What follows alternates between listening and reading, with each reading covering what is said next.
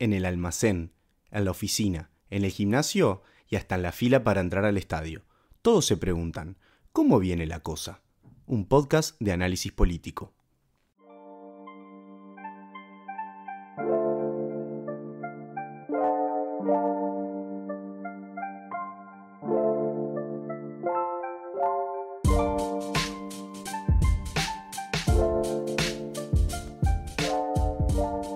Yo soy Ferla, me acompaña Mauro y hoy tenemos la primera participación de Flor, que nos va a estar comentando un poquito de política internacional y lo que está pasando por el mundo en este super año electoral. Bienvenida. Hola, ¿cómo están? Bueno, buenas noches, buenos días, no sé a qué hora nos están escuchando. Esto es de internet. Esto de ayornarnos a los nuevos tiempos. Magia de la internet. Magia de internet. Claro, así que bueno, encantada de estar acá. ¿Qué te pasó cuando le dijiste a tu cliente que ibas a hacer un podcast? Te dijeron, bueno, bienvenida a 2015.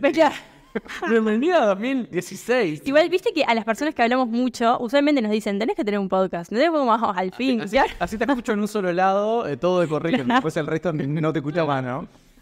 Bueno, Flor, buenísimo, vamos arriba. Esto Pero bueno, es un año electoral. Sí, súper año electoral. Bueno, ¿por qué le decimos así? En realidad, porque, bueno, hay varias elecciones muy importantes en el mundo, además de las de Uruguay, por supuesto, que son unas elecciones muy importantes, sobre todo para nosotros que vivimos acá.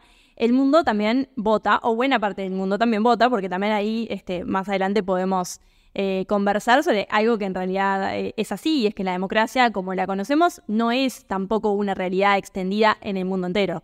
No todavía, por más que, bueno, que es un sistema que tiene un montón de bondades y de ventajas para las personas que viven en esos lugares, no es una realidad unánime en nuestro planeta. Entonces, buena parte de la población que vive en democracia va a ir a las urnas en 2024 en distintos tipos de elecciones.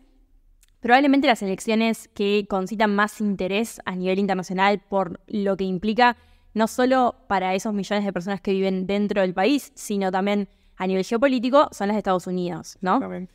Así que ahí tenemos como la joya de la corona de este año. Sí, unas elecciones que pintan para volver a poner a Trump como una figura importantísima y Biden, que se presenta a la reelección. Sí, así es. Eso en realidad es algo que en Estados Unidos siempre sucede, ¿no? O sería muy extraño que un presidente en ejercicio no vaya por su Es algo que se acostumbra. Es algo que Debería pasar algo caótico con el presidente como para que no se presente. Sí, debería haber ahí va, un drama político muy importante o algún problema de salud o algún impedimento de fuerza mayor, porque en realidad la tradición en los Estados Unidos lo que marca es que los presidentes van por la reelección. Y también la tradición lo que indica es que la gran mayoría de las veces esos presidentes consiguen la reelección. Te agrego un apunte, y también sí. la tradición marca que los expresidentes no vuelven a competir. Exactamente. En este sentido es que esa sí es una particularidad de esta vez. Es una particularidad, porque por ejemplo podría decir, ¿no era, no sé, mucho mejor candidato Obama en 2020, ponele para ir por el partido demócrata contra Trump? Bueno, sí, probablemente sí, era mejor candidato que Biden, pero no queda habilitado por la tradición como competir. Esto que está haciendo Trump es rarísimo. ¿Es por tradición? Es por tradición. ¿Obama se podría haber presentado de nuevo? Sí, no, o sea, no tiene un impedimento constitucional. Yo había pensado que una vez que tenés dos periodos ya no. Bueno, como sucede en México, ¿no? Que en realidad la Constitución, por ejemplo, no le permite a López Obrador ir por una reelección. Claro. Entonces, bueno, en el caso de los Estados Unidos, lo que sucede es que la reelección inmediata está permitida, obviamente, una sola vez, es decir, 8 años, pero después la tradición indica que los presidentes no quieren volver. Es como que una vez que se van para su casa, ¿no? Sí. Y entonces esta sí que es una particularidad. Si bien no es muy particular que Biden vaya por la reelección, sí que llama mucho la atención que Donald Trump vuelva a ir por la presidencia, y además te agrego, porque todavía no nos metimos en tema, pero con muchas chances, ¿no? O sea, es una candidatura muy competitiva la de Donald Trump. Sí, a mí lo que me sorprendió en su momento fue que, como vos comentabas, normalmente son 8 años que están, sí, una elección de por medio. Todo lo que pasó con Trump llevó a que no fuera reelecto. Y si vamos 4 años hacia atrás, la situación con Trump estaba muy difusa, tanto en lo judicial, las cosas que han pasado en el medio, pero hoy se presenta quizás como el favorito a ganar las elecciones. Sí, totalmente. En realidad también ahí lo que pasó fue que si bien Donald Trump no consigue la reelección, en términos reales, digamos, en millones de votos, fue una elección excepcional la de Donald Trump también. Votó recontra bien. Votó muy bien. 2020 que en 2016. Claro, votó mejor en su intento de reelección que cuando ganó. ¿Qué sucedió? Que, si se quiere, como del otro lado, en el campo opositor, en los demócratas y como toda la movilización social que se generó contra Trump fue muy importante, y en realidad pasa que Joe Biden es el presidente más votado de la historia de los Estados Unidos. Es decir, la movilización que se generó fue bastante inédita. Para esta vez, todo indica que los niveles de movilización no están ni de cerca de como estaban en 2020. Eso es por distintos motivos de política doméstica en muchos casos, que hacen que, bueno, la movilización que hoy está consiguiendo el Partido Demócrata y que vamos a ver si termina por conseguir, va a ser seguramente menor a la que se obtuvo en 2020. Sí, porque en Estados Unidos hay que hacer campaña, primero que nada, para que la gente vaya a votar, ¿no? Sí, exactamente. Y después convencer a los... Pero al no ser obligatorio, hay toda una... Yo recuerdo, bueno, de luego lo que pasó, el mismo muchas figuras del mundo... Artístico, deportivo, eran, bueno, vayan a votar. Sí. O sea, llevar el voto y subir... Que eso fue lo que después llevó a que ganara, ¿no? Claro, sí, tal cual. La variable clave en la política norteamericana es el turnout. O sea, la cantidad de personas que salen el día de la elección a votar. Eso te define todo. Ya sabes, cuando se ve el número del turnout, se sabe quién ganó. Y en esta elección... Está clarísimo que... Está clarísimo, es como una regularidad empírica, que cuando la participación electoral es muy alta, ganan los demócratas, y cuando la participación electoral se reduce, ganan los republicanos. Podría decir que hay un índice. Y en general hay una correlación. Obviamente, la elección todavía no está escrita y tampoco se sabe finalmente cuáles van a ser los niveles de movilización. Pero es así, en general una movilización que termine por incluir en el acto electoral de repente personas que pertenecen a algunas minorías que usualmente no suelen ir a votar o que no tienen tanto interés en política y demás, en general ha beneficiado al Partido Demócrata. Hay que pensarlo así, el voto en Estados Unidos es muy sociodemográfico, es mucho más sociológico el voto en Estados Unidos que acá. Sí, claro. Es así, en Uruguay, si vos ves a una persona caminando random por la calle, por su aspecto, probablemente no sabes qué vota. En Uruguay. No, claro. Sí. En Estados Unidos, vos ves a una persona caminando por la calle, solo con mirarla, sabés prácticamente con mucha certeza qué va a votar. Sabés que si es un hombre blanco de tercera edad que tiene un buen nivel socioeconómico, seguro que es republicano. O del centro de los Estados Unidos. Sabés que si es una mujer joven con aspecto latino que vive en Nueva York, tenés 99% de chances que vote demócrata. Entonces, eso... esa identity politics, como le llaman ellos, en Estados Unidos es muy fuerte. Sí. Lo que pasa es que los grupos sociodemográficos no tienen el mismo nivel de participación. Los republicanos van siempre a votar. ¿Por qué? Porque los viejos van siempre a votar, porque los ricos van siempre a votar, porque los hombres van siempre a votar. Los demócratas, la gente que tiene una mayor predisposición sociodemográfica a votar demócrata, va menos a votar. Entonces ahí tenés la cuestión del por qué la participación es muy importante. No, la campaña de ambos bloques es diferente. Ahí, Sí. Los demócratas tienen que salir a convencerte que van a votar. Después Sí. que sabes que van, sabes que te van a votar a vos, claro. Claro, el tema también es que, bueno, ¿qué incentivos presenta? Y eso es un desafío que tiene la candidatura de Biden para que toda esa gente se vuelva a movilizar, ¿no? Y en realidad esto del sufragio obligatorio o voluntario nos lleva a otro bloque de elecciones que también hay este año, porque, bueno, como ustedes saben, son muchas las democracias occidentales que tienen voto voluntario, en realidad. Si bien acá como que estamos más chipeados con el voto obligatorio, no es tan frecuente en democracias grandes. No, en realidad en muchos lugares el voto es voluntario y en Europa, en todo el continente europeo, el voto es voluntario. Entonces, bueno, en Europa ya hubo varias elecciones y continuará habiendo unas cuantas elecciones de nivel nacional este año. Para empezar, también hay una de nivel supranacional, que es las elecciones europeas, que se vota el Parlamento Europeo, son los legisladores de la Unión Europea.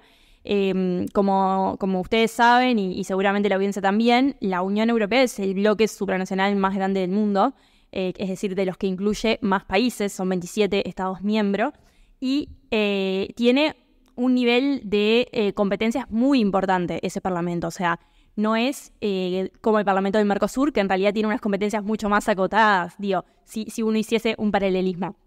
La legislación europea regula buena parte de las políticas de distintas áreas de los Estados miembros, es decir, la legislación que se debate en Bruselas o en Estrasburgo, en las sedes del Parlamento Europeo, repercute directamente en la vida de los ciudadanos de todos los estados. Entonces, esas elecciones son muy importantes para esos 27 estados miembros y son de carácter voluntario.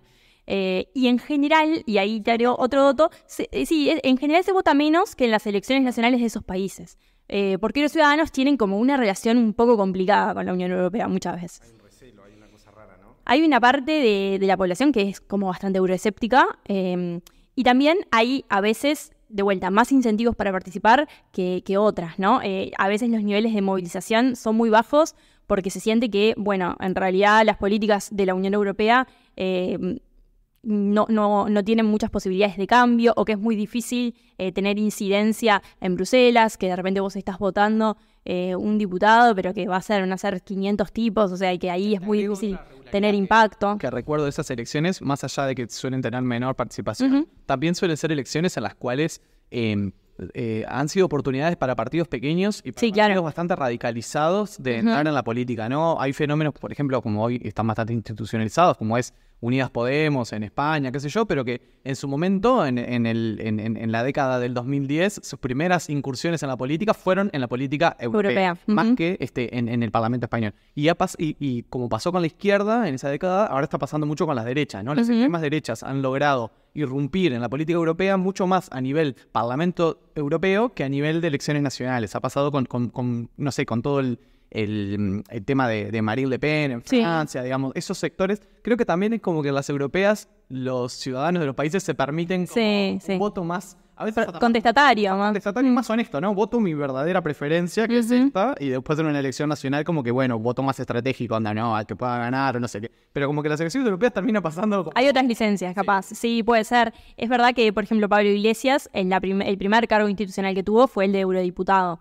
Y después hay otros casos que son muy paradójicos, por ejemplo Nigel Farage y el caso de UKIP, que es un partido anti-Unión Europea, que en realidad le fue muy bien en las elecciones europeas, y ellos después terminaron promoviendo el Brexit y lo lograron, ¿no? Pero bueno, eran unas decenas de eurodiputados que en realidad ellos estaban en contra de estar ahí y decían, bueno, estamos acá, pero en realidad para poder promover irnos, claro. Exactamente. Así que bueno, van a haber entonces elecciones europeas que también... y esto siempre es importante porque le da como a los líderes europeos cómo viene el viento en Europa, ¿no? Yo que sé, a Pedro Sánchez a ver cómo viene la cosa con la socialdemocracia en el resto de los países. Lo mismo, por ejemplo, al Partido Conservador, tanto de Alemania como de España, digo, los partidos conservadores importantes, a ver cómo van a terminar en el Consejo de Europa, o sea, cuál va a ser la correlación de fuerzas. Lo mismo para Macron, por ejemplo, va a ser una elección importante. Entonces, en ese sentido, tiene unas repercusiones políticas siempre. Y después, bueno, también ya hubo algunas elecciones, como por ejemplo en Portugal, en donde la izquierda que gobernaba en coalición salió del gobierno porque tuvo una muy mala elección. Y una novedad que fue una excelente, extraordinaria elección de la extrema derecha en Portugal, que era uno de los países que venía como zafando de ese fenómeno, ¿no? Como que todavía no había llegado, no había irrumpido a la política portuguesa con fuerza. Llega un poco tarde, porque es verdad que en varios países ya como que medio que está de vuelta, ¿no? Por ejemplo, en España como que Vox ya viene medio desinflándose. Lo mismo en Grecia con Amanecer Dorado, pero bueno, llegó finalmente a Portugal. Y bueno, y todo indica que va a haber un gobierno muy conservador en Portugal a partir de ahora. También se esperan, bueno, elecciones en Austria, en Bélgica, en Croacia, y ya hubo también elecciones en Rusia. Yendo ya ahí extra Unión Europea, una elección muy democrática. Una elección que, por supuesto, tiene sus particularidades. Sí, votamos porque, bueno, está. No, eso también un poco engancha con algunas cosas que está bueno mencionar, porque a veces en la discusión sobre todo sobre la región, cuando se habla, bueno, no, sobre los debes de democracia, muchas veces se utiliza como herramienta de discusión política doméstica, no sé, hablar de la falta de democracia en Venezuela o cuestiones así que terminan siendo como muy, muy, muy de acá y que no tienen puesta la mirada muy en el mundo, que es esa cuestión de que, bueno, en el mundo estamos en el momento de una contraola de la democracia, ¿no? Como esas viejas teorías de Huntington de que la democracia en el mundo sucede por oleadas, pero también... el año pasado en el podcast, ¿te acordás? Es verdad. Se ve que no me acuerdo de muchos autores de la carrera, me acuerdo de Huntington, entonces lo nombro siempre. Ese que tengo mal. No, bueno, pero así como la democracia sucede en olas, la autoritarización también sucede en olas, y estamos en un momento de una contraola democrática, en un momento donde la mayor parte de los ciudadanos del mundo no viven bajo regímenes democráticos. Casi más de 2/3 de los ciudadanos del mundo, estoy citando a Varieties of Democracy, que 71% de los habitantes de este planeta no viven en regímenes democráticos, ¿no? Lo que más hay en este momento en el mundo son regímenes no democráticos. Hay un puñado de democracias liberales, un puñado, y después lo que hay mucho es democracias meramente electorales, que claro, países donde votan. Hay elecciones. Nada. Tienen el check de bueno, hicimos una elección, Eso es pero... lo que más hay, democracias electorales, países donde solamente fachada, ¿no? exacto. Hay elecciones, pero no hay democracia en el sentido de que no se respetan los derechos individuales, no Claro. se respetan las libertades de políticas, de los derechos cívicos, y donde no existe una real participación y una real posibilidad de competir contra el poder. Ese es el caso de muchos de los países que estamos hablando. Y luego también ha crecido mucho el número de países que directamente han caído en derivas autoritarias, ¿no? Regímenes que apenas, bueno, sí, de repente van a elecciones, autoritarismos que cumplen con ir a elecciones, pero donde no se respeta nada más. Bueno, a eso iba a ir, ¿no? En realidad, a veces cuando pensamos en algo como no democrático, nos imaginamos una dictadura tradicional. Y no necesariamente es así. A veces también hay lo que se llama como autoritarismos competitivos, ¿no? Claro. Es decir, como en realidad gobiernos que francamente son autoritarios, pero en teoría, bueno, hay una competencia electoral, o por lo menos hay una oferta electoral variada. Claramente el caso de Rusia es un caso que, claro, que es una autocracia electoral, no es, o sea, es primero un país sumamente personalista, o sea, con un gobierno, con un líder que promueve continuamente, sí, como un liderazgo más personalista, y que además la oposición tiene muchos problemas de manifestación y también problemas para presentarse a las elecciones, ¿no? Además, sí. Y sobre todo como mucha opacidad, no es mucho lo que sabemos, ¿no? Respecto al procedimiento electoral de Rusia. Pero bueno, pasando raya, lo que sucedió es que Vladimir Putin fue reelecto, como sabemos, con unos porcentajes altísimos, ya ni me acuerdo, creo que fue como decir de arriba del 80. Sí. Igual de elecciones en la India también. Va a haber elecciones en India, que es así una de las democracias más grandes del mundo, ¿no? Por la cantidad de millones y millones de personas que van a las urnas. Y un país que también ha tendido a un proceso de autocratización. Uh-huh. Un país que en algunos momentos de su historia ha tenido una democracia más o menos que funcionaba, y que en los últimos 10 años ha caído bajo la categoría también de autocracias electorales, ¿no? De un proceso de fuerte concentración del poder, de persecución de las minorías religiosas. Con otros clivajes. Bueno, hay clivajes religiosos importantes en India. Y hay una explicación, o sea, en cada territorio debe pasar sus particularidades, pero hay una explicación que ejemplifique lo que está pasando y por qué este viraje hacia regímenes más autocráticos. Yo diría que hay muchas explicaciones, pero que sobre todo hay un fenómeno que es el de la polarización emocional, ¿no? Del de los nuevos populismos, el de también los cambios, las transiciones que ha vivido el mundo en materia económica. Los famosos, hay todo un discurso en Europa sobre los hijos bastardos de la globalización, ¿no? Países enteros en los cuales el proceso de globalización ha llevado como a un decaimiento de los niveles de vida, de las clases medias, países donde los procesos productivos cambiaron de una manera abrupta y donde había trabajo industrial, etcétera. Esas industrias se deslocalizan y queda un montón de gente tirada, incapacidad de los estados para responder a esas demandas. Bueno, yo creo que hay mucho de eso, ¿no? También, si vamos una década para atrás, que en realidad no es tanto en términos históricos, por más que nos parezca un montón, hubo, acuérdense, sobre todo en el mundo desarrollado, una serie de movimientos, como por ejemplo el 15M o Occupy Wall Street en Estados Unidos, que eran como esta gente que estaba simplemente indignada y que en realidad esa indignación se tradujo en no ir a las elecciones, es decir, no participar. No se tradujo en decir, bueno, vamos a presentar o articular una propuesta política para las elecciones que contemple nuestra plataforma. No, en realidad es como, bueno, esta democracia no sirve, es como más un cuestionamiento justamente por esto que decía Mau, ¿no? Como, bueno, pero en los hechos, ¿cuál es mi situación de vida? ¿Cuáles son mis condiciones? ¿Este sistema está resolviendo o no las condiciones de vida de las personas, los problemas de las personas? Y entonces eso también se refleja muchas veces en los barómetros que miden el apego a la democracia, a las instituciones democráticas.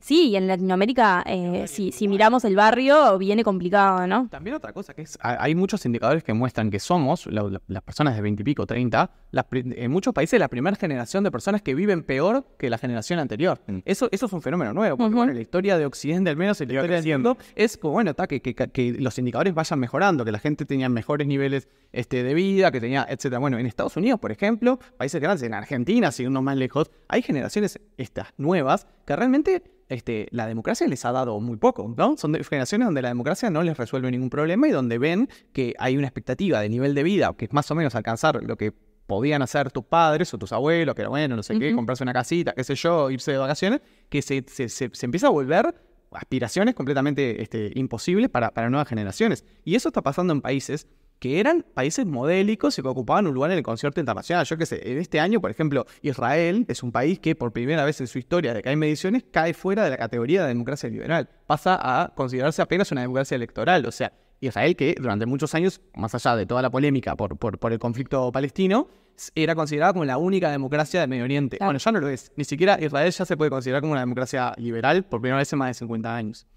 Es así. La realidad es que, bueno, también hay menos apego democrático y seguramente eso termine incidiendo en facilitar el camino a autoritarismos de distinta naturaleza, ¿no? Y eso, perdón, Sí. te interrumpa, tiene como aguante en el tiempo, se sostienen esas cosas en el tiempo más allá de lo que hablamos de Putin, o es una respuesta inmediata, una salida fuera de lo que es lo tradicional de la política, que alguien aparece, sabe calar, bueno, como pusieron el ejemplo de Argentina, que fue alguien que justo llegó en un momento de que la política tradicional no le daba respuestas. ¿Eso se sostiene o está este viraje de ola y contraola que hablaba Pau, de que no sabemos que de acá a 20 años qué es lo que va a regir? No, o sea, yo creo que en realidad seguramente esto también vaya a tener una contraola y una respuesta, si se quiere, de los bloques democráticos. El tema es que no se sabe cuándo y tampoco va a pasar por ósmosis, ¿no? O sea, seguramente también creo que los partidos que compiten en las elecciones y que sí tienen convicciones democráticas también tienen que revisarse seguramente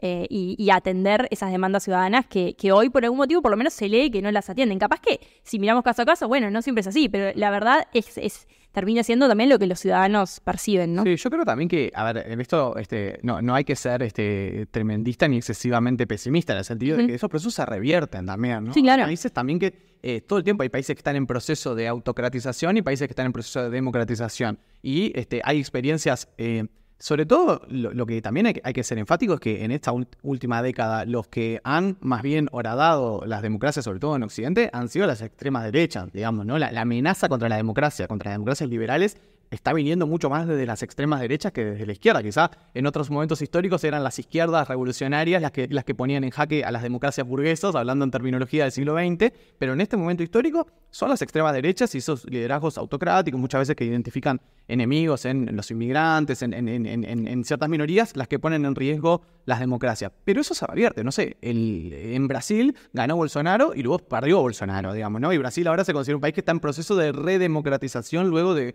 4 años donde se perdieron un montón de derechos y donde realmente la democracia liberal fue muy atacada. En Estados Unidos ganó Trump y luego perdió Trump. Capaz que gana de vuelta, pero digo, para decir también la moneda está en el aire, ¿no? En Argentina ganó Milei, bueno, por ahí dentro de 4 años pierde Milei. Es como que decir, estamos en un momento donde tampoco es claro identificar olas ideológicas, como que sí es un momento, me parece que la democracia en crisis, pero que a nivel ideológico no es como tan claro que haya como hay arremetidas de estos populismos de extrema derecha, pero después hay reacción. Y hay sistemas que logran poner barreras y que logran poner cordones sanitarios. Y bueno, eso va variando. Pero es un momento también en que la democracia está muy vapuleada en credibilidad, ¿no? O sea, como que esto que pasó en Argentina, de que vino alguien diciendo todos estos son ladrones, esta es la casta, y vengo yo a ofrecerte algo que soy de afuera. Es algo que en un fenómeno de redes que permea mucho también en los jóvenes.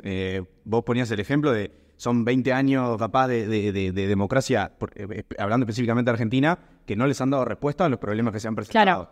Claro. Pero eso quiere decir que puede haber una reconciliación con la política tradicional. Es una gran incógnita, sí. Mi hipótesis es que la crisis de la democracia es la crisis de los estados nacionales. Yo creo que la crisis, las democracias es la forma de gobernar el Estado, digamos, ¿no? Y el problema que tenemos de fondo, me parece a mí, es que los estados cada vez pueden hacer menos cosas. Los estados nacionales, el Estado-Nación, el viejo Estado-Nación, que digamos fue la forma de organización política predominante en Occidente en los últimos siglos, ha perdido competencia, ha perdido capacidad frente a otros actores, frente a organismos supranacionales, frente al capital, frente a los poderes fácticos, frente a un montón de poderes que ponen en jaque la capacidad de hacer política pública. O sea, el propio crimen organizado, ¿no? Exacto, el narcotráfico, el crimen organizado, el terrorismo. O sea, que en cada país obviamente eso varía. Las transnacionales, o sea, los países, nuestros países tienen serias dificultades, nuestros estados, para que la política pública realmente repercuta en la vida de las personas. El margen de acción se ha acotado. Bueno, me parece que ahí también va a haber que buscar formas de innovar en eso, ¿no? Sobre todo las fuerzas democráticas que encuentren maneras de que la democracia sea significativa, de que, digamos, sea realmente que importe, ¿no? Votar, que el voto decida algo. Claro, y que sea valioso, ¿no? Sentir que lo que uno está votando después se decide en la vida de la gente. Resuelve problemas en criollo. Y ahí para terminar también de repasar qué va a andar sucediendo en el mundo, tenemos el continente latinoamericano, en donde creo que la elección capaz más importante en magnitud, también por el peso geopolítico que tiene, es la elección en México, que va a ser en junio de este año. Como mencionábamos hace un rato, López Obrador no puede ser reelecto porque tiene un impedimento constitucional, no hay reelección inmediata en México. Los periodos sí son un poco más largos en México, pero... Sí. Y aparte hay una particularidad, un dato de color, es que en México ningún cargo puede ser reelecto. El 100% del Parlamento se va a renovar, es decir, ninguno de los legisladores que están ahora en el Parlamento pueden querer ser legisladores de vuelta. Eso es un dato sumamente curioso y que además quienes estudian Parlamento en general lo critican bastante porque dicen, bueno, es como que continuamente tenés 100% de novatos los primeros 2-3 años, gente que no, y aparte gente que no tiene como el know-how de cómo se gestiona un trabajo parlamentario, cómo se labura en el Parlamento, cómo funciona. Entonces, bueno, en México, como decíamos, va a haber elecciones de presidente de la República y también a nivel legislativo y a nivel subnacional, unas elecciones que siempre son complicadas por el contexto de violencia también que sufre México, ¿no? La cantidad de candidatos. La cantidad, sí. Que sufren homicidios. Sí, bueno, ya los está viendo, ¿no? Candidatos subnacionales que aparecen muertos, sí. Sí, es tremendo. Y ahí también tenés un caso de estos que mencionaba Mauro, ¿no? Claramente el crimen organizado en México tiene un poder muy fuerte que muchas veces también desafía el poder del Estado, ¿no? Para, por ejemplo, tener algo tan básico que cualquier Estado se propone tener, que es el monopolio de la fuerza física, ¿no? Es decir, después hay muchos debates sobre hasta dónde debe inmiscuirse el Estado, ¿no? Que si debe participar más en la economía, en esto, en aquello. Pero lo que seguro todo el mundo piensa es que el Estado tiene que ser juez y gendarme, ¿no? Es decir, tiene que tener el monopolio de la fuerza física. En México eso muchas veces está desafiado, pero bueno, sí que es importante mirar esa elección porque para Latinoamérica es como que vos tenés dos grandes manijas geopolíticas, ¿no? Que son México y Brasil siempre, en realidad por los millones de personas que viven y también por lo que son sus PBIs, que son muy grandes. Entonces, bueno, la verdad es que a los progresismos latinoamericanos, por ejemplo, les vino muy bien tener un López Obrador como presidente en México. Hay que ver qué pasa. Todo indica que los niveles de aprobación de la gestión de López Obrador siguen siendo bastante buenos. No se sabe si eso se va a traducir necesariamente en un apoyo a su candidata, ¿no? de Morena. Pero bueno, es una elección importante que vamos a tener en este continente. Después, por mencionar otras, bueno, ya hubo una elección con similares características de la de Rusia, que es la de El Salvador, ¿no? Nayib Bukele, que terminó ganando también con más del 90% de un país también que está viviendo una deriva hacia el autoritarismo. Y es un poco bizarro a la vez, ¿no? Es como realmente muy, muy extraño el fenómeno Bukele, ese gobierno por Twitter que tiene. Realmente es un caso súper extraño. Y después, bueno, se vienen también elecciones en Venezuela. Finalmente, gobierno y oposición terminaron por acordar una fecha, unas características, porque bueno, como ya saben, en Venezuela la situación de polarización afectiva que mencionaba Mauro es extrema.